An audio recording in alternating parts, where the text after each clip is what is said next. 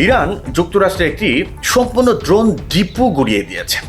এই ড্রোন ডিপোটি বাহরাইনে ছিল এবং এই ড্রোন ডিপো থেকেই মূলত কৃত্রিম বুদ্ধিমত্তার সাহায্যে ইরানের অভ্যন্তরের লক্ষ্য বস্তুগুলো চিহ্নিত করত যুক্তরাষ্ট্র এবং হামলা চালাতো বলে দাবি করেছে আইআরজিসি।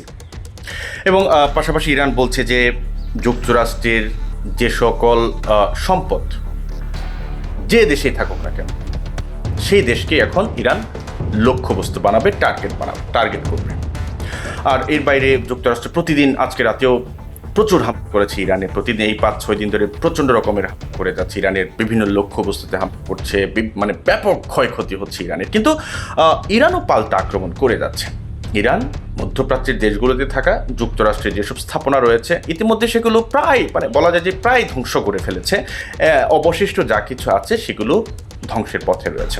এখন ইরান বলছে যে যুক্তরাষ্ট্রের সম্পদ রয়েছে, যুক্তরাষ্ট্রের সঙ্গে যৌথভাবে মালিকানায় রয়েছে এরকম যে কোম্পানিগুলো রয়েছে, কৃত্রিম বুদ্ধিমত্তা থেকে শুরু করে অন্যান্য যেসব কোম্পানি রয়েছে সবগুলো তারা গুড়িয়ে দেবে।